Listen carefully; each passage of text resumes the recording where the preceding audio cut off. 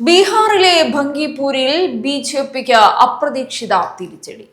വർഷങ്ങളായി ബി.ജെ.പിയുടെ ശക്തി കേന്ദ്രമായി കണക്കാക്കിയ മണ്ഡലത്തിൽ ജൻ സുരാജ് പാർട്ടി സ്ഥാപകൻ പ്രശാന്ത് കിഷോറിന് വിജയം.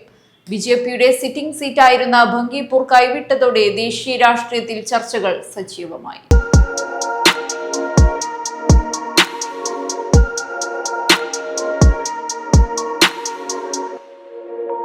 ബീഹാറിലെ ബംഗിപൂർ നിയമസഭാ ഉപതിരഞ്ഞെടുപ്പ് ഫലം ദേശീയ രാഷ്ട്രീയത്തിൽ വലിയ ചർച്ചകൾക്ക് വഴിവെച്ചിരിക്കുകയാണ്. വർഷങ്ങളായി ബി.ജെ.പിയുടെ ശക്തി കേന്ദ്രമായി കണക്കാക്കപ്പെട്ടിരുന്ന ഭംഗിപൂരിൽ ജൻസുരാജ് പാർട്ടി സ്ഥാപകനും തിരഞ്ഞെടുപ്പ് തന്ത്രജ്ഞനുമായ പ്രശാന്ത് കിഷോർ വിജയം ഉറപ്പിച്ചതോടെ ബി.ജെ.പിക്കെതിരെ പ്രതിപക്ഷം ശക്തമായ വിമർശനവുമായി രംഗത്തെത്തിയിരിക്കുകയാണ്. തൃണമൂൽ കോൺഗ്രസ് ദേശീയ വക്താവും രാജ്യസഭാ എംപിയുമായ ഡെറക് ഒബ്രിയാൻ ബംഗിപൂരിലെ ബി.ജെ.പിയുടെ പരാജയം ബി.ജെ.പിയുടെ അവസാനത്തിന്റെ ആരംഭമാണെന്ന് വിശേഷിപ്പിച്ചു. സാമൂഹ്യ മാധ്യമമായ എക്സിൽ പങ്കുവച്ച കുറിപ്പിലൂടെയാണ് അദ്ദേഹം ബി.ജെ.പിയെ രൂക്ഷമായി വിമർശിച്ചത്.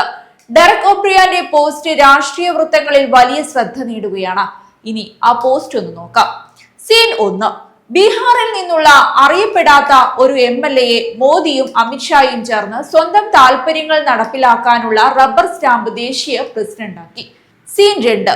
ബി.ജെ.പി 52,000 വോട്ടുകളുടെ ഭൂരിപക്ഷത്തിൽ വിജയിച്ചിരുന്ന ബംഗിപൂർ സീറ്റിൽ ഒഴിവ് വന്നു. സീൻ 3. ബി.ജെ.പി സ്ഥാനാർത്ഥിയെ പ്രഖ്യാപിച്ചു, പിന്നീട് മാറ്റി. അടുത്തത് സീൻ 4 ആണ്. ഉപതിരഞ്ഞെടുപ്പിൽ ബി.ജെ.പിക്ക് കനത്ത തിരിച്ചടി എന്നായിരുന്നു അദ്ദേഹത്തിന്റെ പരിഹാസപരമായ ആ കുറിപ്പ്.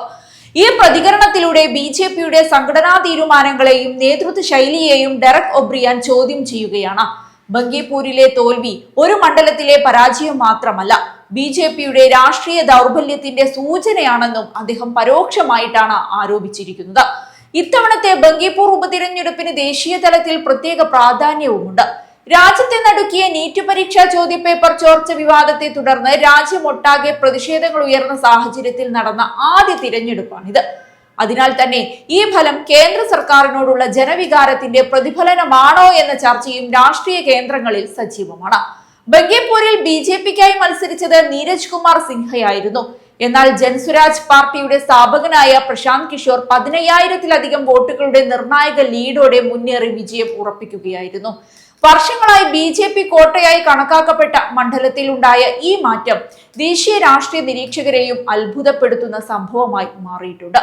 ഈ ഉപതിരഞ്ഞെടുപ്പ് നടക്കാൻ കാരണം ബംഗിപൂരിലെ സിറ്റിംഗ് എം.എൽ.എ ആയിരുന്ന ബി.ജെ.പി ദേശീയ അധ്യക്ഷൻ നിതിൻ നബീൻ രാജ്യസഭയിലേക്ക് തിരഞ്ഞെടുക്കപ്പെട്ടതിനെ തുടർന്ന് സീറ്റ് ഒഴിഞ്ഞതായിരുന്നു. മണ്ഡലം നിലവിൽ വന്നതു മുതൽ ബി.ജെ.പി വിജയിച്ചിരുന്ന ബംഗിപൂരിൽ ഇത്തവണ പ്രതീക്ഷിക്കാത്ത തിരിച്ചടിയാണ് പാർട്ടി നേരിട്ടത്. പ്രശാന്ത് കിഷോർ എന്ന പേര് ഇന്ത്യയിലെ തിരഞ്ഞെടുപ്പ് രാഷ്ട്രീയത്തിൽ ഏറെ പരിചിതമാണ്.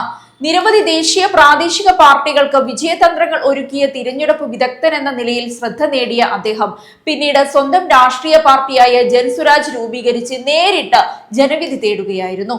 ആ നീക്കത്തിന്റെ ഏറ്റവും വലിയ രാഷ്ട്രീയ നേട്ടമായി ഇപ്പോൾ ബംഗിപൂർ വിജയം വിലയിരുത്തപ്പെടുന്നുണ്ട്.